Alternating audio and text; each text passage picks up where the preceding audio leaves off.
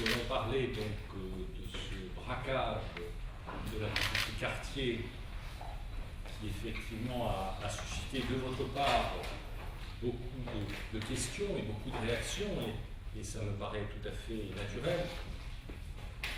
Ce week-end, j'ai pas voulu communiquer parce qu'il y avait des investigations en cours. Certaines sont toujours en cours, donc il y a des informations que je ne pourrais pas vous délivrer. Donc n'y voyez pas un refus de communiquer de notre part, mais simplement le souci de ménager la pleine réussite des investigations réalisées tant en Principauté de Monaco qu'en France. Notre intervention à M. Merandoni et à moi-même se divisera en deux parties. Une première partie donc, sur les éléments de contexte que je vous communiquerai, et puis une deuxième partie où M. Marangoni détaillera les opérations de police qui ont été menées sur la Principauté de Monaco pour arriver donc au règlement rapide de ce dossier. Tout d'abord, les éléments de contexte, à la fois sur le plan factuel et sur le plan procédural. C'est un dossier qui met en cause des jeunes de Valoris sans passé judiciaire affirmé, l'un un casier judiciaire, d'autres pas. Aucun n'est connu pour des faits de braquage. En l'état actuel de nos informations, 5 personnes sont impliquées, 3 braqueurs, un chauffeur, un quatrième homme sur lequel je dirai quelques mots dans un instant, ce qui ne veut pas dire que dans les jours ou les semaines qui viennent, d'autres personnes pourront être bien sûr impliquées. Deuxième élément de contexte, c'est un dossier, comme souvent d'ailleurs en principauté, qui est mené de front par les autorités monégasques et les autorités françaises. En effet, nous avons travaillé en parfaite coordination les uns avec les autres. Par exemple, le chauffeur a été interpellé sur Roquebrune, Cap-Martin, et actuellement donc auditionné par la police judiciaire de Nice. Des perquisitions du lieu à Valoris, dès samedi par le parquet de Grasse. À ce jour et à cette heure, 4 interpellations sont intervenues. 2 des 3 braqueurs ont été interpellés donc en principauté, ainsi qu'un complice qui avait la charge de conduire le véhicule qui a amené les braqueurs en principauté, ce véhicule ayant été préalablement volé. Le quatrième homme, dont je vous disais un mot il y a un instant, a un rôle à cette heure et à ce jour mal défini. Il devait vraisemblablement exfiltrer donc le chauffeur. M. Marangoni vous expliquera dans quelques minutes que, à la suite donc de la destruction de leur véhicule, les braqueurs et le chauffeur ont essayé de quitter la principauté, et il fallait bien sûr qu'ils se fassent d'une manière ou d'une autre, de manière complètement imprévue pour eux, se faire exfiltrer de la principauté. Sur le plan procédural, les 2 braqueurs interpellés en principauté vont être présentés d'ici quelques minutes à un juge d'instruction monégasque. Le chauffeur de la voiture qui était interpellé donc à Roquebrune sera présenté ce jour par le procureur de Nice à un juge d'instruction de cette ville. Le butin est en cours d'estimation à l'heure où je vous parle par la maison Cartier. Il est certainement important, on peut dire qu'il peut être estimé à plusieurs millions d'euros.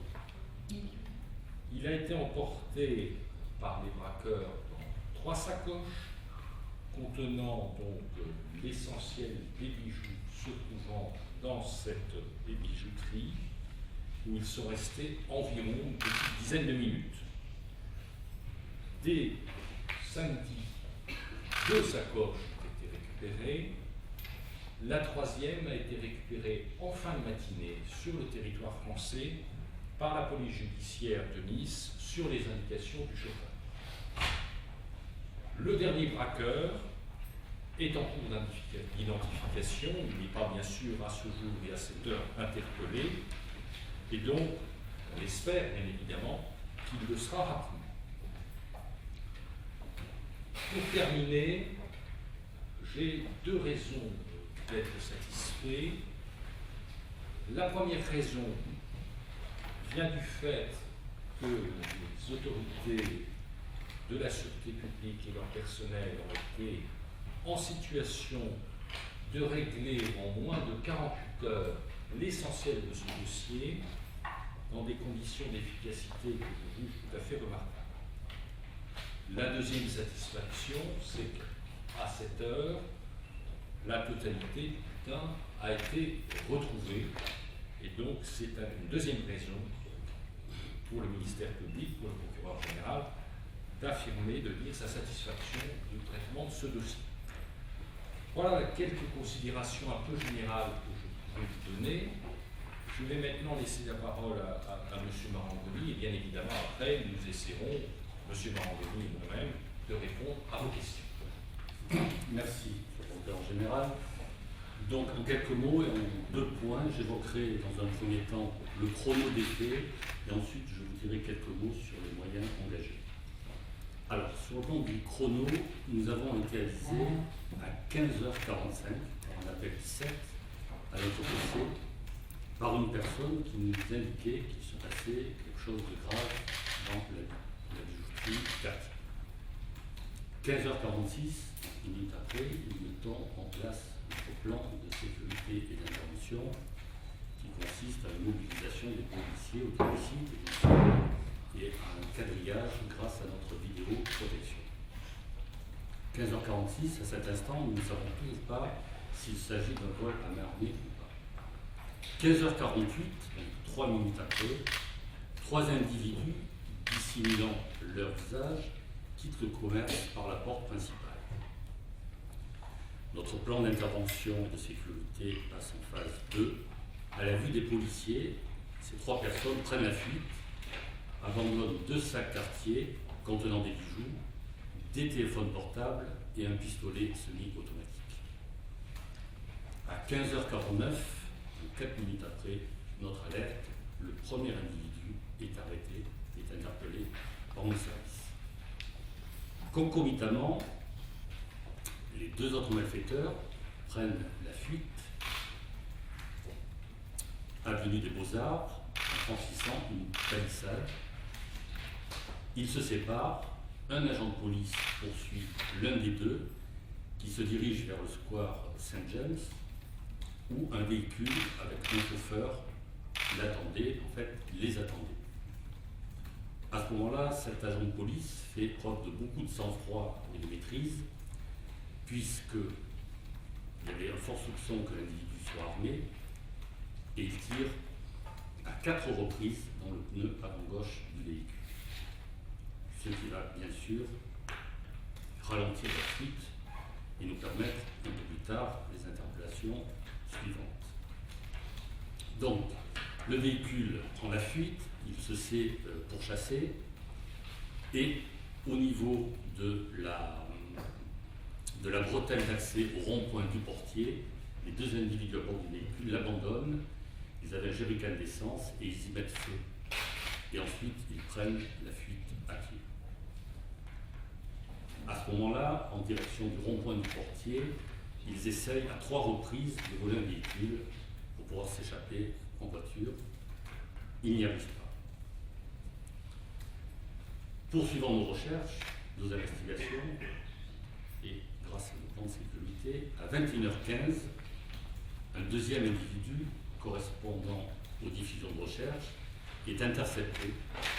Il s'était réfugié dans l'église anglicane qui se trouve avenue de Grande-Bretagne.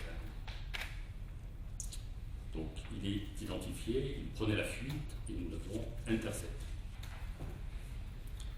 Sur cet individu, sur ses affaires, nous retrouvons également des bijoux volés. Un troisième individu est alors repéré sur le secteur balnéaire qui tente de prendre la fuite.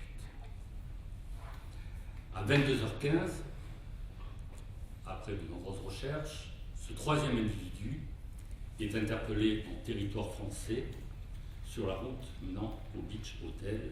Il était caché dans des taillis. Et il a été identifié depuis, comme disait le procureur général, comme étant le chauffeur de l'expédition, le chauffeur de cette équipe.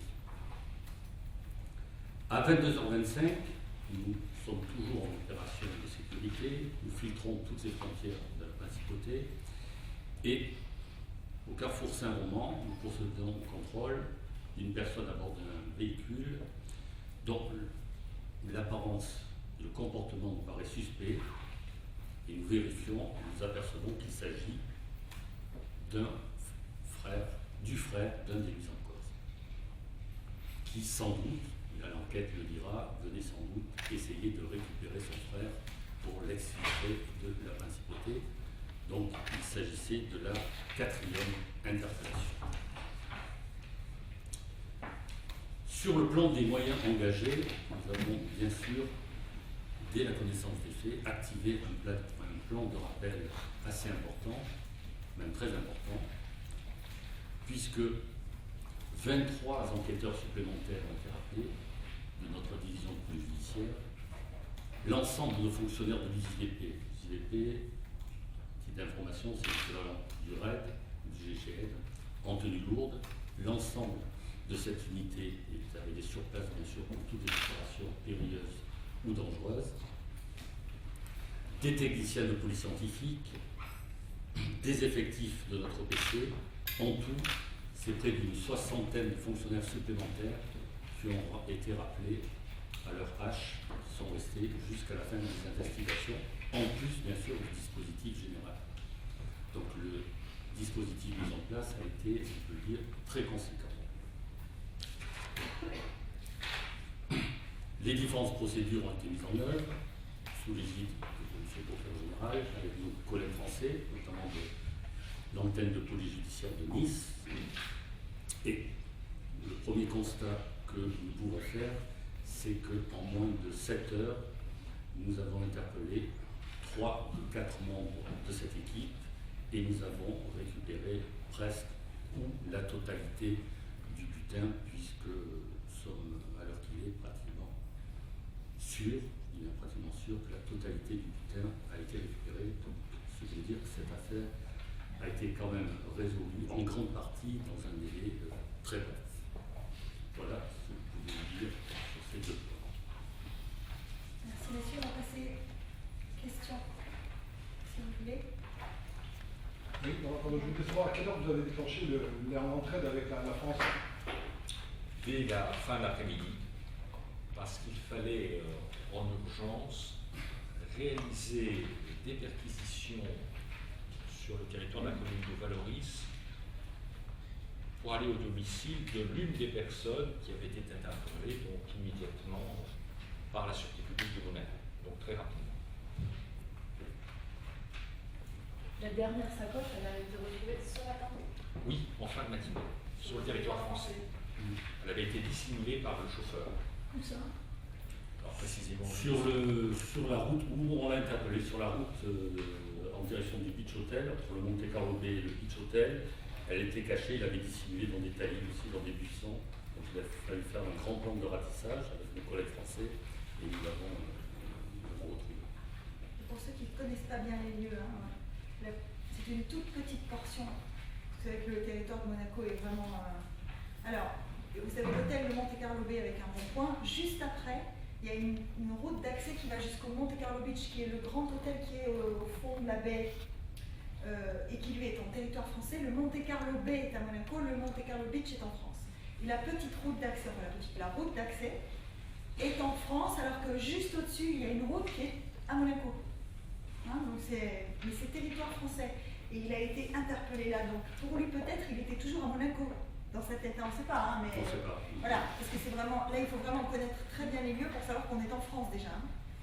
Mais vous n'avez pas retrouvé concomitamment l'interpellé et la sacoche? Non, il l'avait plus. On savait qu'il avait une sacoche, parce qu'on l'avait vu sur les images de vidéoprotection, et quand on l'interpelle, il n'a pas la sacoche sur lui, on la cherche, mais dans l'immédiateté de l'action, bien sûr, le plus important c'est d'interpeller, de le redonner à nos collègues français, puisque dans ce cadre-là, on a fait jouer la convention franco-monégasque de voisinage qui nous permet de collaborer avec nos collègues français. Donc la priorité était son interpellation. Et ensuite, nous avons, dans la nuit et ce matin, procédé encore de nombreuses recherches. Finalement, on va le trouver.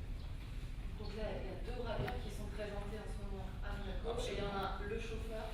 Le chauffeur qui va être présenté aussi cet après-midi à Nice. Et donc, le 3e braqueur Qui est pour l'instant en fuite. Ce 3e braqueur, donc, on est bien d'accord, il y a 3 personnes qui entrent dans la boutique. Un premier est arrêté quelques minutes après.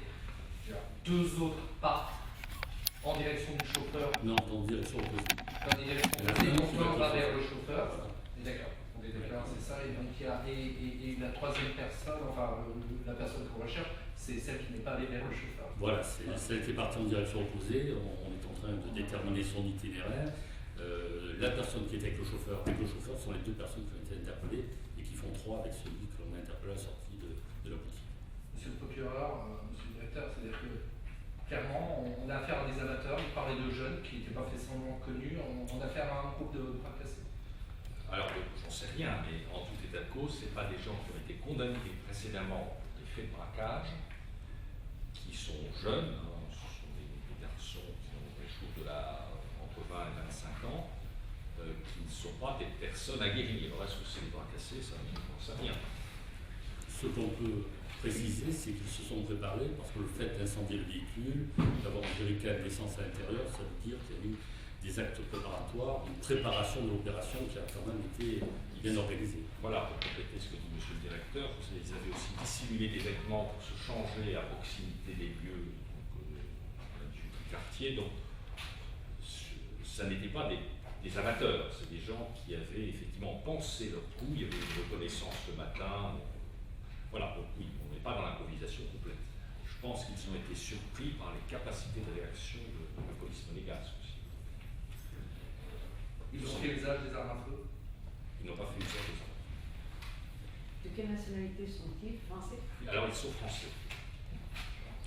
Pour les personnes actuellement identifiées. J'ai 2 questions. D'une part, il me semblait que l'avenue des Beaux-Arts était fermée aux piétons. Ils ont franchi la palissade, ils sont passés par le chantier. D'accord. Par ailleurs, comment ont-ils pu s'enfuir de la voie rapide pour aller vers l'église anglicane sans qu'ils ne soient interpellés par un policier à ce moment-là? Parce qu'il faut quand même descendre la voie rapide et là remonter toute l'avenue. Il y a une jonction entre l'avenue de Grande-Bretagne où est la. Pardon, hein, Non. il y a une jonction. Ça peut tuer sur la voie rapide et il y a l'avenue de Grande-Bretagne où est l'église qui débouche sur la voie rapide. Tu n'es pas obligé de descendre de la voie rapide et de passer ailleurs. Tu suis la voie et tu remontes. C'est à 100 mètres.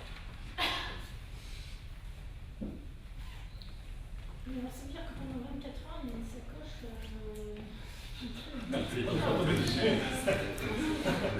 Ça, on aurait dû y aller. C'est un regret.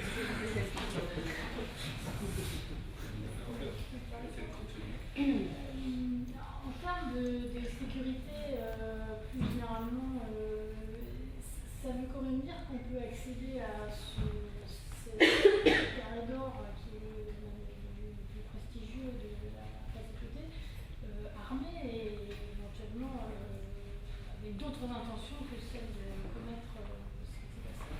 Ça vous pose des questions d'ordre de nature plus liée à la sécurité publique? Bien sûr, madame, ça pose des questions. Bien évidemment, nous allons, dans cette affaire, ça complètement terminé, débriefer cette situation et en tirer toutes les conséquences. Il y a un plan de la prévention.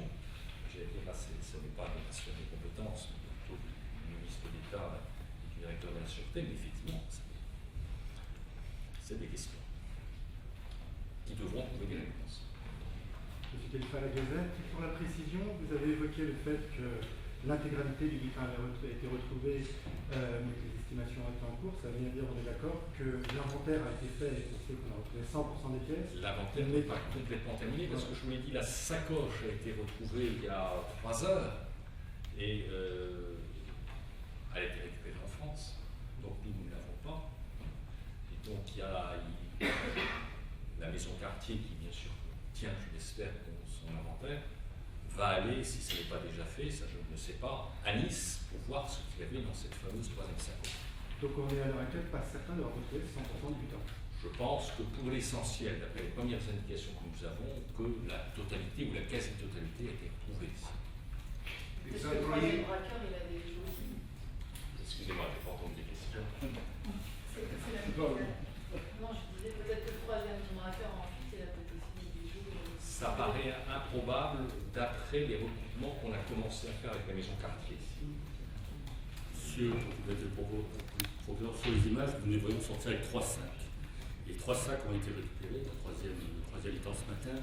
Donc si vraiment le dernier a des bijoux, c'est vraiment à la marge, dans une poche, donc ça sera vraiment très très partiel. Mais vous avez précisé tout à l'heure qu'il y en avait un qui avait mis des bijoux sur lui. On avait retrouvé un qui On avait avait retrouvé sur ceux qu'on avait interpellés. Donc ce n'est pas une hypothèse complètement sûre, mais la grande, Ça sera vraiment à la marge.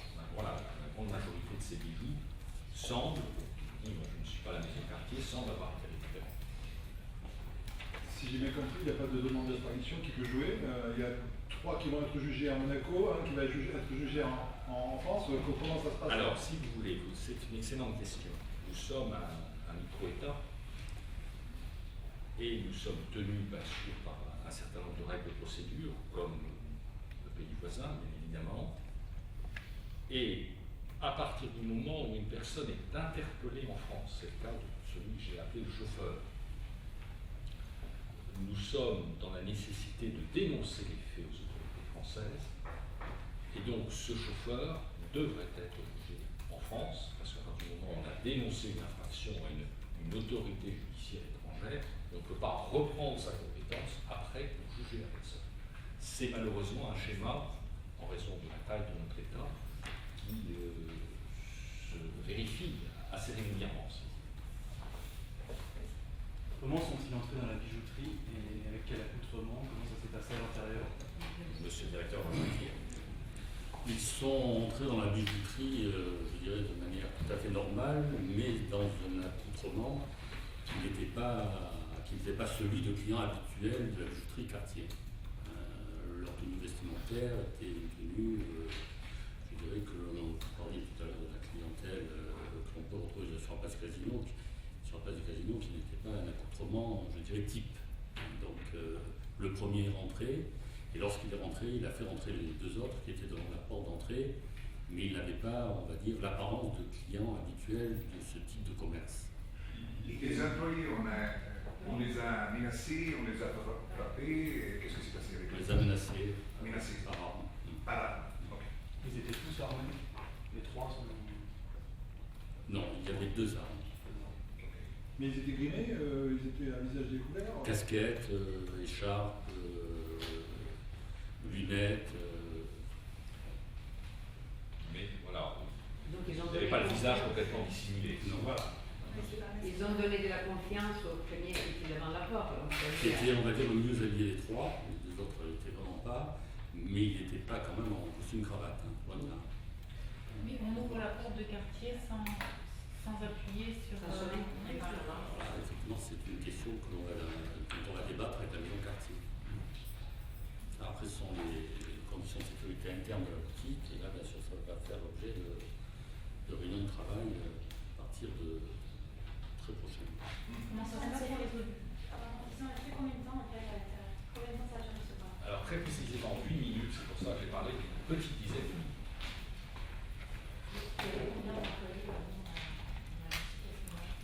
Alors moi, je n'ai plus le chiffre exact en tête, parce que il y avait 2 ou 3 personnes. Et il y avait des clients aussi. Non. Quels sont les précédents de braquage de ce type à Monaco dans les dernières années?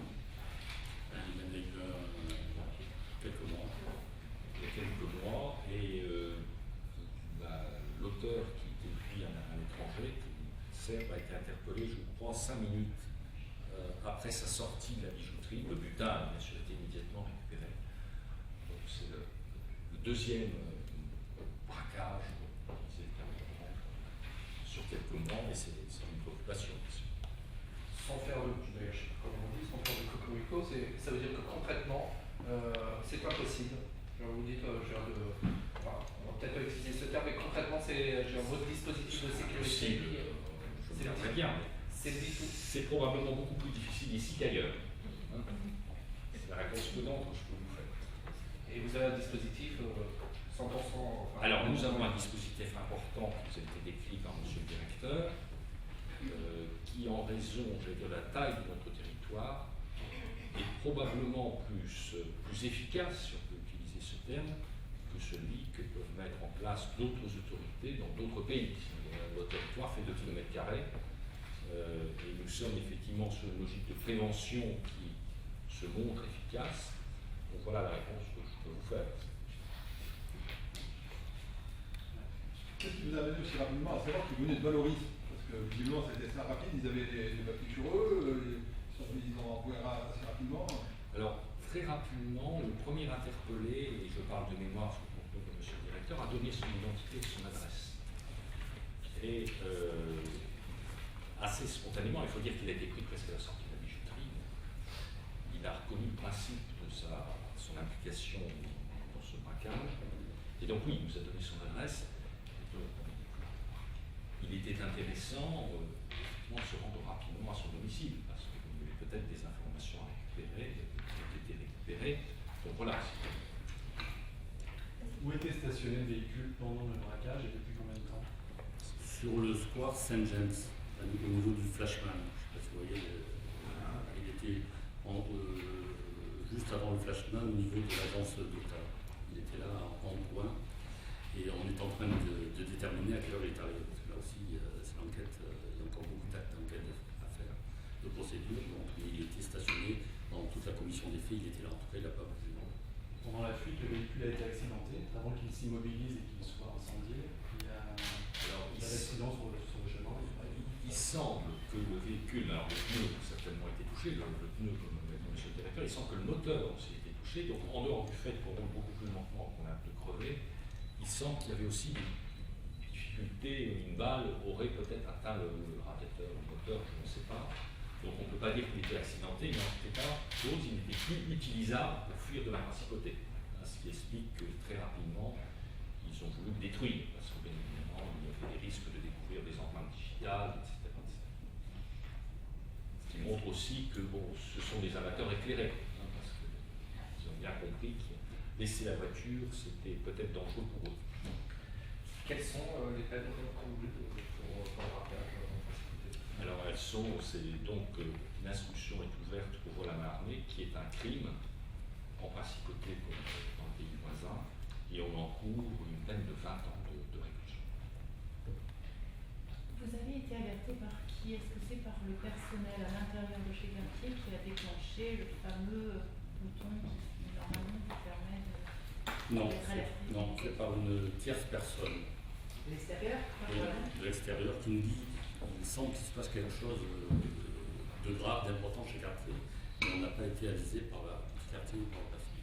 Mais n'y a-t-il pas un dispositif que vous aviez mis en place il y a plusieurs années déjà, quand il y a eu une série de cambriolages dans différentes boutiques, du boulevard des Moulins par exemple, et même Salati sur la place du casino? Vous aviez mis en place un dispositif qui permettait justement d'alerter immédiatement en cas d'intrusion de ce type?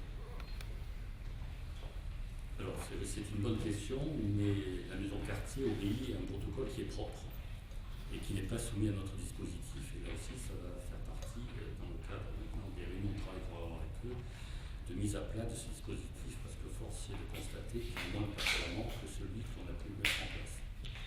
Cela dit, pour répondre complètement à la question, madame, dès, j'allais dire, qu'on a compris, dès que la police a compris qu'il se passait des choses un peu surprenantes au sein de cette bijouterie, immédiatement la phase 1 de ce plan a été mise en œuvre, avant même qu'on sache que ce soit un braquage.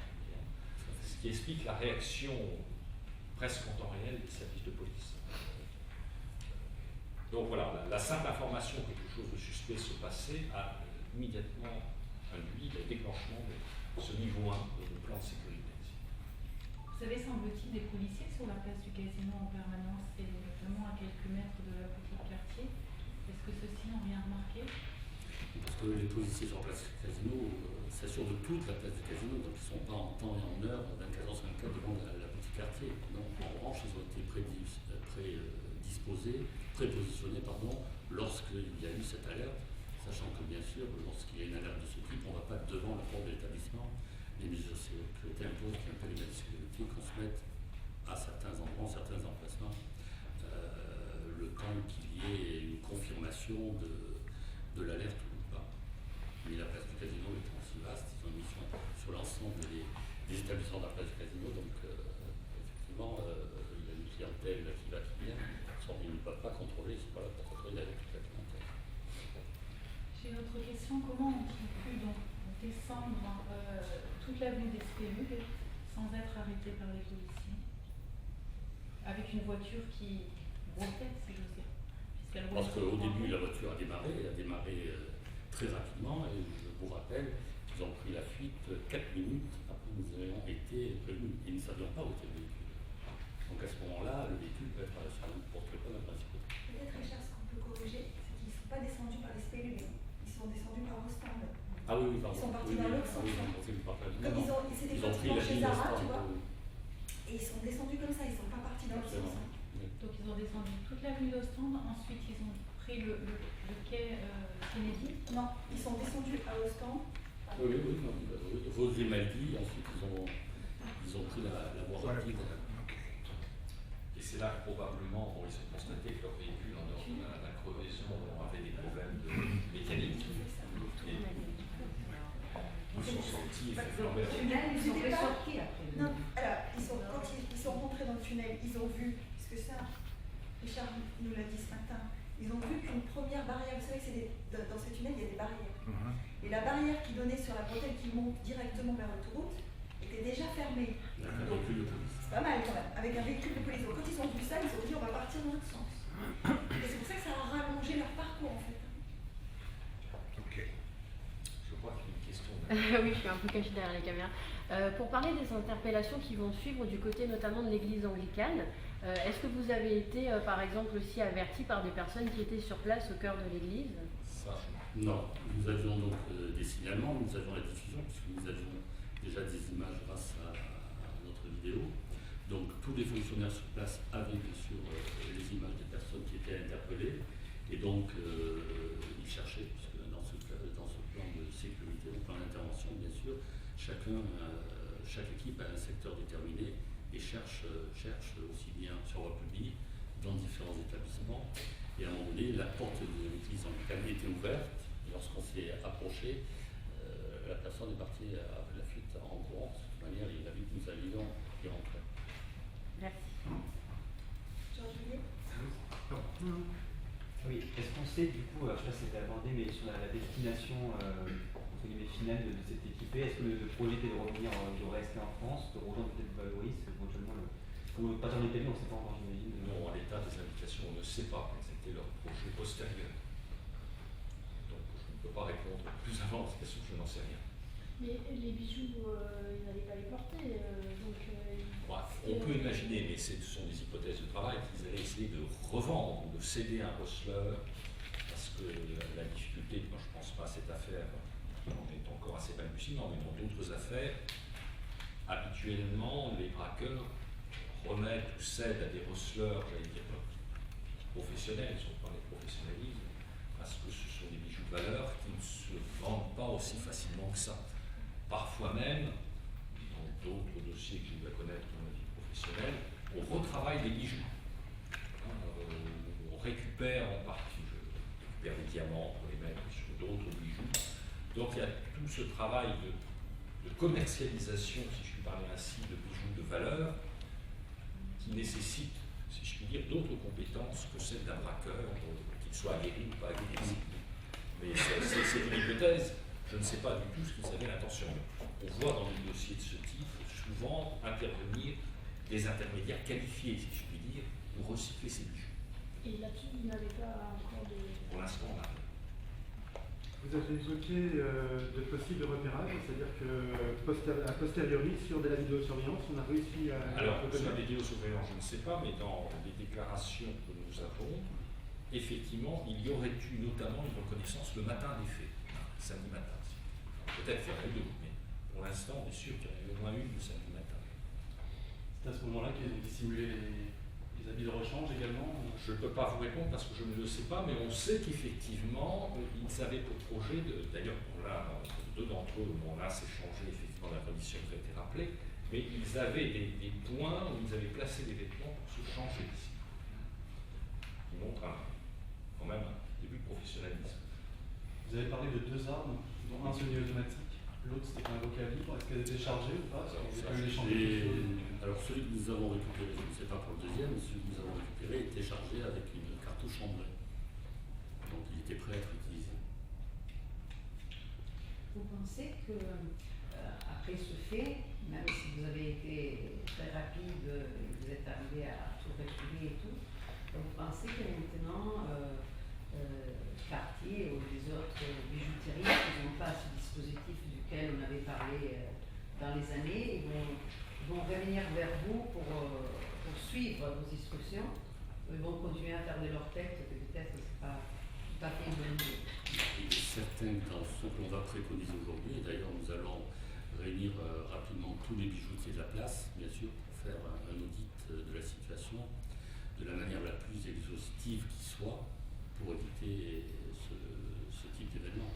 Aujourd'hui, la sécurité, plus que jamais, est un partenariat. On ne peut pas mettre un agent de police devant chaque établissement, devant chaque immeuble, à chaque carrefour, c'est impossible. Donc la prévention, qui est la politique que nous mettons en œuvre, la politique de sécurité, c'est-à-dire qui est intervenir en amont, justement, pour ne pas avoir ce type de désagrément, implique que tout le monde participe au dispositif de sécurité. La police étant le maître d'œuvre, c'est normal, mais chaque catégorie socio-professionnelle doit participer à ce dispositif. C'est tout le but de ce partenariat, de ce contrat, et qui fait la force de la prévention, parce que chacun est impliqué dans le dispositif et il participe. Donc bien sûr que nous allons réunir tous les professionnels de la place au fin de déterminer ce qui va moins bien. Monsieur le directeur, vous dites qu'une soixantaine de personnes étaient intervenues de vos services. Certains d'entre eux, de nombreux agents, j'imagine, venaient de la sûreté publique pour monter sur la place du casino. Si c'est le cas, est-ce que finalement, vos deux voitures ne se sont-elles pas croisées? Est-ce que la voiture n'a pas descendu l'avenue d'Ostende quand vous-même montiez sur la place du casino? Il faut voir ça sur un plan global, parce que là, à Possoiverie, c'est facile de refaire des itinéraires, de refaire les dispositifs. Il faut s'imaginer qu'en quelques minutes, je vous ai donné le chrono, en 4 minutes, on ne sait pas où est la voiture. Les caméras, il faut qu'elles recherchent. La caméra n'est pas forcément située sur le bon endroit. La caméra peut être complètement sur un endroit opposé. Donc l'opérateur doit chercher avec la caméra. Donc il y a toujours un laps de temps de réaction. On n'est pas dans l'immédiateté et on n'est pas dans un système parfait, dans un système idéal, oui. Ça peut être là. Il y a toujours l'humain. Donc les personnels que nous rappelons, chacun doit s'insérer dans les plans de sécurité. Les plans de sécurité, il y a un plan général, il faut s'assurer des frontières de la principauté. On part du large pour arriver au particulier. Parce qu'on ne sait pas s'il y a notre équipe, il peut y avoir 3 équipes, on ne sait pas tout ça. Donc il faut tout envisager. On n'est pas sur un point précis, bien que c'est la priorité, mais il y a toute la sécurité de la principauté à envisager. Donc les personnels étaient sur différents points, les différents plans que nous mettons en œuvre concernent bien sûr plusieurs aspects de la sécurité générale, avec l'endroit, je dirais, entre guillemets, sinistré. Donc, et en plus, ensuite, il y a toujours un laps de temps parce que l'information arrive en direct, il faut la vérifier. Nous avons eu énormément d'appels téléphoniques, de gens, de témoins sur le moment. Il faut vérifier l'information, on ne sait pas, ça peut être une information complètement erronée, comme une information, comment savoir? Quand on n'est pas sur le feu d'action, quand on n'est pas sur le site. Donc c'est un travail colossal, il faut prendre des décisions dans la seconde, pas dans la minute, dans la seconde. Donc quand on est dans une situation réelle, c'est beaucoup plus compliqué. Oui, j'entends bien, mais de fait, vous avez dû croiser la voiture des malfaiteurs, puisqu'elle est descendue avenue d'Ostende, et vous, depuis la sûreté publique, vous ne pouviez que monter l'avenue d'Ostende pour... Non, parce que les plans de bouclage avaient déjà été mis, les plans de sécurité avaient déjà été mis en place. Donc il y avait déjà un certain nombre de points, on a parlé tout à l'heure sous le tunnel, etc., qui sont tenus. Donc ça ne veut pas dire qu'il y a des voitures qui montent, qui descendent à 1100. On ne sait pas où était la voiture. On ne sait pas où était la voiture. On ne sait pas que la voiture était là. La voiture, l'agent et l'agent, avant de communiquer, il est en train de les intercepter, il ne faut pas courir, parler à la radio, une arme à la main, tirer. Imaginez-vous, mettez-vous en situation, la responsabilité de cet homme, qu'il est seul, il ne court plus vite que les autres. Il est seul, il arrive, deux individus sont en face de lui, on ne sait pas s'ils sont armés ou pas, il ne le sait pas, on le suppose, on lui dit de faire attention qu'ils sont armés. Il faut se remettre dans le contexte. A contrario, on peut tirer les conséquences, les conclusions, c'est beaucoup plus facile, mais quand on est dans l'action, c'est beaucoup plus compliqué. Il en reste un dans la nature. Est-ce qu'aujourd'hui vos recherches se portent encore sur Monaco, qui est un petit village, vous avez dû ratisser toute la principauté, ou est-ce qu'aujourd'hui vous estimez qu'il a pu prendre la fuite et se retrouver du côté français? Je pense pouvoir dire raisonnablement qu'il n'est plus en principauté. Nous espérions, c'est pour ça que je me suis refusé de communiquer, je sais que j'ai été sollicité par Alberti, moi aussi, nous avons été sollicités pour communiquer avec vous. Nous voulions rester dans un flou qui n'était pas artistique sur le nombre d'interpellés et la qualité, j'ai dit, des interpellés, parce que nous espérions jusqu'à ce matin être en capacité de pouvoir l'interpeller. Parce que vous savez certainement comme moi, si tout le monde regarde vos différents médias ou les écoute, les braqueurs le font encore plus que le commun des mortels. Donc toutes les informations qui transitent par vos médias sont bien sûr utilisées par le braqueur. Donc il a probablement quitté, donc le dispositif qui a été mis en place par le conseiller ministre pour l'Intérieur a été levé, je crois, monsieur le directeur, ce matin. Nous espérions, jusqu'à ces dernières heures, qu'il s'était caché, qu'il s'est sorti de sa cache en principauté. Je crois pouvoir dire qu'il a maintenant quitté la principauté et personne ne sait où il est. On n'a pas encore de certitude sur son implication, on a des pistes sur son implication, mais elle devrait, je pense, se confirmer dans les prochains jours, les prochaines heures. Je ne le sais pas, et bien évidemment, ça sera au juge d'instruction d'intervenir, parce que maintenant, donc, comme vous le savez, à partir du moment où l'instruction est ouverte, le parquet devient procéduralement incompétent, le dossier passe totalement dans les mains du juge d'instruction. Pour être totalement précis, on est d'accord, donc on recherche un braqueur, vous allez peut-être me donner son âge, vous l'orienter vers c'est la vingtaine d'années aussi ou... Il est effectivement dans les mêmes créneaux d'âge que ses comparses.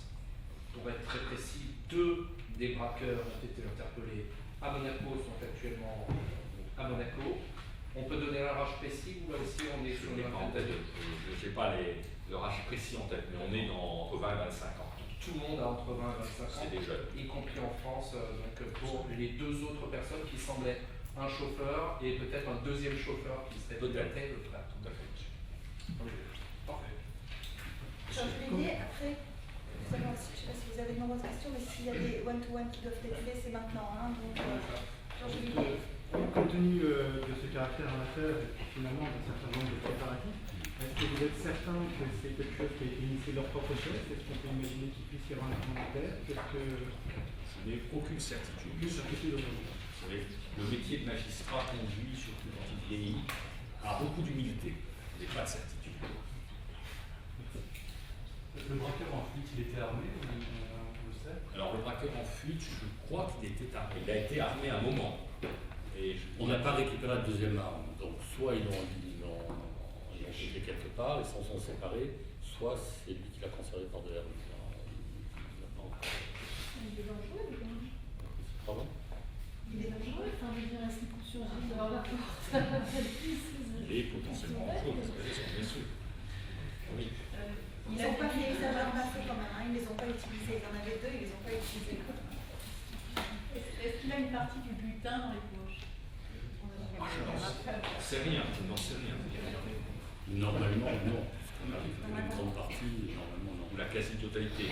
S'il y a quelque chose, c'est vraiment marginal. C'est vraiment plus de 9/10 du temps. Les gens... Attendez, s'il vous plaît. Pour le détail, celui qui a été interpellé dans l'église avec les bijoux, est-ce qu'on peut avoir une idée de ce qu'il avait sur lui, dans ses poches, de ce qu'il avait... Allez-y, monsieur le directeur. Alors, je sais pas, honnêtement, je n'ai pas le détail. Il avait des bijoux dans ses poches, mais vous dire exactement quoi.